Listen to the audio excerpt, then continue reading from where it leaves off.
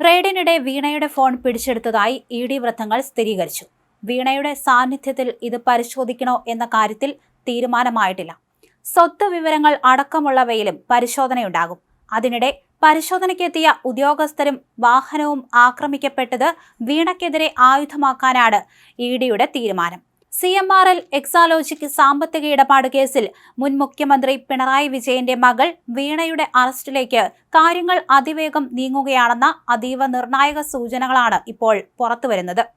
നിയമസഭയുടെ നയപ്രഖ്യാപന പ്രസംഗം ഉൾപ്പെടെയുള്ള സുപ്രധാന രാഷ്ട്രീയ നീക്കങ്ങൾ സംസ്ഥാനത്ത് നടക്കാനിരിക്കെ ഇ.ഡിയുടെ അടുത്ത നീക്കം എന്തായിരിക്കുമെന്ന ആകാംക്ഷയിലാണ് കേരളം. കസ്റ്റഡിയിലെടുത്ത് ചോദ്യം ചെയ്യാനോ നേരിട്ടുള്ള അറസ്റ്റിനോ ഇങ്ങനെയുള്ള നിയമപരമായ സാധ്യതകളാണ് കേന്ദ്ര ഏജൻസി ഇപ്പോൾ സജീവമായി പരിശോധിക്കുന്നത്. നാളെയാണ് നിയമസഭയിൽ പുതിയ UDF സർക്കാരിന്റെ നയപ്രഖ്യാപനം.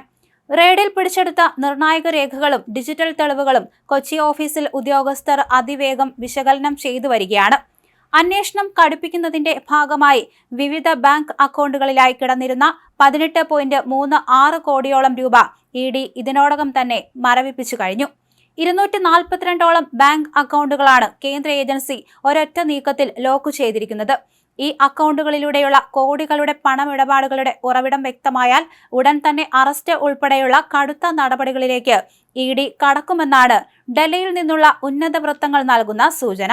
ഈ പശ്ചാത്തലത്തിൽ അറസ്റ്റ് തടയുന്നതിനായി വീണ വരും ദിവസങ്ങളിൽ കോടതിയിൽ മുൻകൂർ ജാമ്യ ഹർജി സമർപ്പിച്ചേക്കുമെന്നാണ് രാഷ്ട്രീയ കേന്ദ്രങ്ങളിൽ നിന്നുള്ള വിവരം.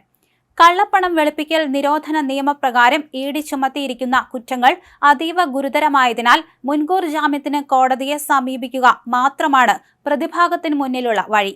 എന്നാൽ ഈ മുൻകൂർ ജാമ്യാപേക്ഷയെ ശക്തമായി ചെറുക്കാനും കൃത്യമായ തെളിവുകൾ നിരത്തി കസ്റ്റഡിയിൽ വാങ്ങി ചോദ്യം ചെയ്യാനുമാണ് ഇ.ഡിയുടെ നീക്കം. പിണറായി വിജയന്റെ മകളുടെ അറസ്റ്റിലേക്ക് കാര്യങ്ങൾ നീങ്ങിയാൽ CPM അതിനെ രാഷ്ട്രീയമായി എങ്ങനെ പ്രതിരോധിക്കുമെന്നതും കേരളം ഉറ്റുനോക്കുകയാണ്. അർദ്ധരാത്രിയിൽ ഇ.ഡി നടത്തിയത് അമ്പരപ്പിക്കുന്ന ഓപ്പറേഷനായിരുന്നു. കള്ളപ്പണം വെളുപ്പിക്കൽ നിരോധന നിയമപ്രകാരമുള്ള കേസിൽ ഇ.ഡിയുടെ അന്വേഷണവും സമൻസുമെല്ലാം സ്റ്റേ ചെയ്യണമെന്ന് ആവശ്യപ്പെട്ടുള്ള ഹർജി തള്ളിയ ഹൈക്കോടതി ഉത്തരവ് കൊച്ചി ഇ.ഡി ഓഫീസിൽ ലഭിക്കുന്നത് ചൊവ്വാഴ്ച രാത്രി 8 ശേഷം മാത്രമാണ്. ആ ഒറ്റ രാത്രി കൊണ്ടാണ് കേരളത്തെ പിടിച്ചുലച്ച നിർണായകമായ റെയ്ഡിന് ഇ.ഡി തീരുമാനമെടുത്തത്. അതിവേഗത്തിലുള്ള ഈ തീരുമാനത്തിന് പിന്നിൽ കൃത്യമായ ചില സമയക്കൂട്ടുകൾ ഇ.ഡി തയ്യാറാക്കിയിരുന്നു. വിധി വന്നതിന് തൊട്ടടുത്തുള്ള ദിവസം ഹൈക്കോടതി അവധിയാണെന്ന പെർഫെക്റ്റ് ടൈമായിരുന്നു ഈ അർദ്ധരാത്രി ഓപ്പറേഷന് പിന്നിലെ പ്രധാന കാരണം. കോടതി അവധിയായതിനാൽ പ്രതിഭാഗത്തിന് പെട്ടെന്ന് മറ്റ് നിയമ നടപടികളിലേക്ക് നീങ്ങാൻ കഴിയില്ലെന്ന് ഇ.ഡി ഉറപ്പിച്ചു. അങ്ങനെ ഒരേ സമയം 10 ഇടങ്ങളിൽ റെയ്ഡ് നടത്തി.